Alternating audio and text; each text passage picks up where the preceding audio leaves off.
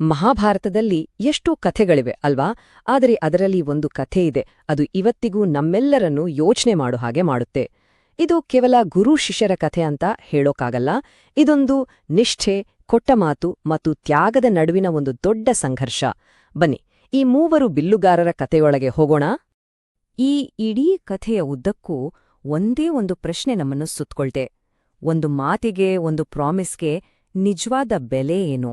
ಆ ಮಾತನ್ನು ಉಳಿಸ್ಕೊಳ್ಳಲು ಯಾವ ಹಂತದವರೆಗೂ ಹೋಗ್ಬಹುದು ಮತ್ತು ಅದಕ್ಕಾಗಿ ತೆರಬೇಕಾದ ಬೆಲೆ ಎಂಥದ್ದು? ಕಥೆ ಶುರುವಾಗೋದು ಹೀಗೆ. ಹಸ್ತಿನಾಪುರದ ರಾಜಕುಮಾರರು ಅಂದ್ರೆ ಪಾಂಡವರು ಮತ್ತು ಕೌರವರು ಆಟ ಆಡ್ತಾ ಇರ್ತಾರೆ.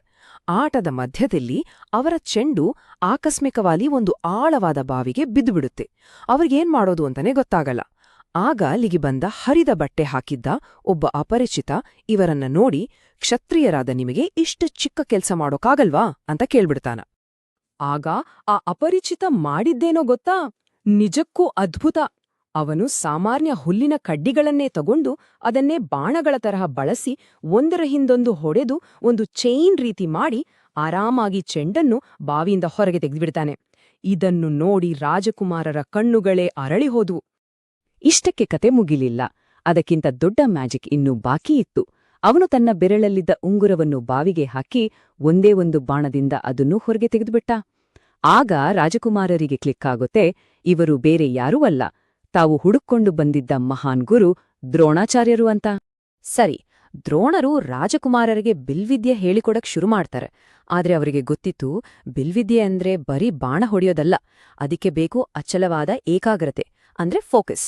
ಸೊ ಅದನ್ನ ಟೆಸ್ಟ್ ಮಾಡಕ್ಕೆ ಒಂದಿನವನ್ನು ವಿಶೇಷ ಪರೀಕ್ಷೆ ಇಡ್ತಾರೆ. ಮರದ ಮೇಲೆ ಒಂದು ಮಣ್ಣಿನ ಹಕ್ಕಿಯನ್ನಿಟ್ಟು ಅದರ ಕಣ್ಣಿಗೆ ಗುರಿಯಿಡಬೇಕು. ಒಬ್ಬೊಬ್ಬರನ್ನಾಗಿ ಕರೆದು ದ್ರೋಣರು ಕೇಳ್ತಾರೆ, ನಿನಗೇನ್ ಕಾಣಿಸ್ತಿದೆ ಅಂತ. ಒಬ್ಬ ಹೇಳ್ದ, ನನ್ಗೆ ಮರ, ಎಲೆಗಳು, ಆಕಾಶ ಎಲ್ಲ ಕಾಣಿಸ್ತಿದೆ ಅಂತ. ಇನ್ನೊಬ್ಬ, ನನ್ನ ಅಣ್ಣ ತಮ್ಮಂದರು, ನೀವೂ ಕಾಣಿಸ್ತಿದ್ದೀರಾ ಗುರುಗಳೇ ಅಂದ. ಹೀಗೆ ಎಲ್ಲರ ಗಮನನೂ ಚದುರಿ ಹೋಗಿತ್ತು. ಆದರೆ ಅರ್ಜುನನ ಸರದಿ ಬಂದಾಗ ಎಲ್ಲವೂ ಬದಲಾಯಿತು. ದ್ರೋಣರು ಅದೇ ಪ್ರಶ್ನೆ ಕೇಳಿದಾಗ ಅವನ ಉತ್ತರ ಕೇವಲ ಒಂದೇ ವಾಕ್ಯ: ಗುರುಗಳೇ, ನನಗೆ ಬೇರೇನೂ ಕಾಣಿಸುತ್ತಿಲ್ಲ, ಕಾಣಿಸ್ತಿರೋದು ಕೇವಲ ಆ ಹಕ್ಕಿಯ ಕಣ್ಣು ಮಾತ್ರ. ಆ ಕ್ಷಣದಲ್ಲಿ ದ್ರೋಣರಿಗೆ ತಮ್ಮ ಅತ್ಯುತ್ತಮ ಶಿಷ್ಯ ಯಾರೆಂದು ಗೊತ್ತಾಗಿ ಹೋಯಿತು. ಅರ್ಜುನನ ಈ ಫೋಕಸ್ ನೋಡಿ ದ್ರೋಣರಿಗೆ ಎಂಥ ಖುಷಿಯಾಗುತ್ತೆ ಅಂದ್ರೆ ಅಲ್ಲೇ ಅವನಿಗೆ ಒಂದು ಮಾತು ಕೊಟ್ಬಿಡ್ತಾರೆ. ಅರ್ಜುನ, ಈ ಜಗತ್ತಲ್ಲೇ ನಿನ್ನನ್ನು ಮೀರಿಸೋ ಬಿಲ್ಲುಗಾರ ಯಾರೂ ಇರಬಾರ್ದು, ನಾನು ನಿನ್ನನ್ನು ಹಾಗೆ ತಯಾರು ಮಾಡ್ತೀನಿ ಅಂತ. ಈ ಒಂದು ಮಾತು ಮುಂದಿನ ಇಡೀ ಕಥೆಯನ್ನೇ ನಿರ್ಧರಿಸುತ್ತೆ. ಇದೇ ಸಮಯದಲ್ಲಿ ಕಥೆಯಿಂದ ಬಹಳ ದೂರ ಒಂದು ಕಾಡಿನೊಳಗೆ ಏಕಲವ್ಯ ಅನ್ನೋ ಒಬ್ಬ ಹುಡುಗ ಇದ್ದ. ಅವನದ್ದು ಒಂದೇ ಆಸೆ, ದ್ರೋಣರತ್ರ ವಿದ್ಯೆ ಕಲಿಯೋದು. ಆದ್ರೆ ಅವನು ರಾಜಕುಮಾರ ಅಲ್ಲ, ಒಬ್ಬ ಸಾಮಾನ್ಯ ಬುಡಕಟ್ಟು ಜನಾಂಗದ ಹುಡುಗ. ಇದೇ ಕಾರಣಕ್ಕೆ ದ್ರೋಣರು ಅವನಿಗೆ ವಿದ್ಯೆ ಹೇಳ್ಕೊಡೋಕೆ ಒಪ್ಪಲ್ಲ, ಅವನನ್ನ ತಿರಸ್ಕರಿಸ್ತಾರೆ.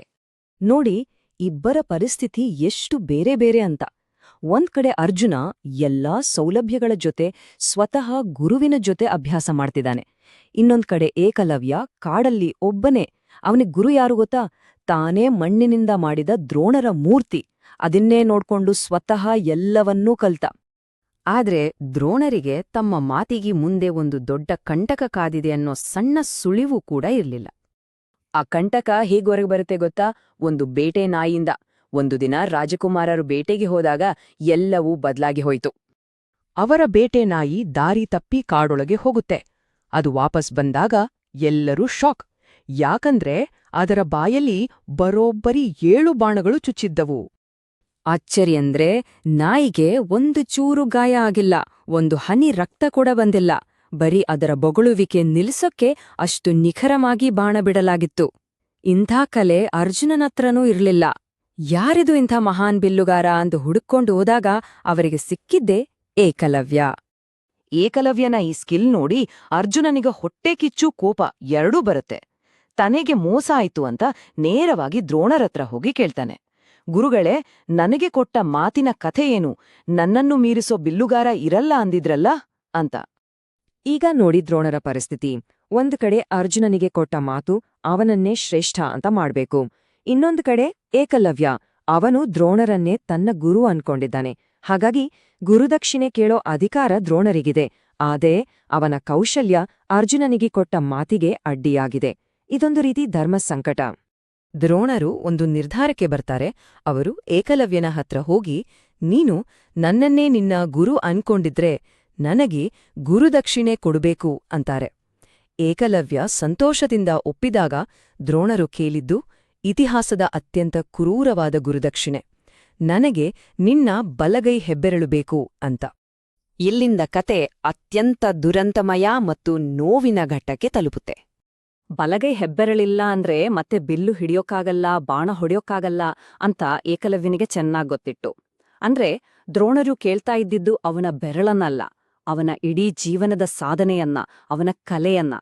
ಆದರೆ ಏಕಲವ್ಯ ಆಶ್ಚರ್ಯ ಅಂದ್ರೆ ಅವನು 1 ಸೆಕೆಂಡ್ ಕೂಡ ಯೋಚನೆ ಮಾಡ್ಲಿಲ್ಲ. ತಕ್ಷಣ ತನ್ನ ಚಾಕು ತೆಗೆದು ತನ್ನ ಬಲಗೈ ಹೆಬ್ಬೆರಳನ್ನ ಕತ್ತರಿಸಿ, ಯಾವ ಗುರು ತನ್ನನ್ನು ಶಿಷ್ಯನಾಗಿ ಸ್ವೀಕರಿಸ್ಲಿಲ್ವೋ ಅದೇ ಗುರುವಿನ ಪಾದದ ಕೆಳಗೆ ಇಟ್ಬಿಟ್ಟ. ಈ ಕಥೆ ಮುಗಿದ ಮೇಲೆ ನಮ್ಮುಂದೆ ಒಂದು ದೊಡ್ಡ ಪ್ರಶ್ನೆ ಉಳಿಯುತ್ತೆ. ದ್ರೋಣರು ಮಾಡಿದ್ದು ಸರಿನಾ? ಒಬ್ಬನಿಗೆ ಕೊಟ್ಟ ಮಾತನ್ನು ಉಳಿಸ್ಕೊಳ್ಳೋಕೆ ಇನ್ನೊಬ್ಬ ಅಮೋಘ ಪ್ರತಿಭೆಯನ್ನೇ ಬಲಿ ಕೊಟ್ಟಿದ್ದು ನ್ಯಾಯವೇ? ಇದೊಬ್ಬ ಗುರುವಿನ ಕಠಿಣ ನಿರ್ಧಾರವಾ ಅಥವಾ ಒಬ್ಬ ಆಚಾರ್ಯನ ಕ್ರೂರ ವಂಚನೆಯ? ಈ ಪ್ರಶ್ನೆಗೆ ಉತ್ತರ ಬಹುಶಃ ಅವರವರ ದೃಷ್ಟಿಕೋನಕ್ಕೆ ಬಿಟ್ಟದ್ದು.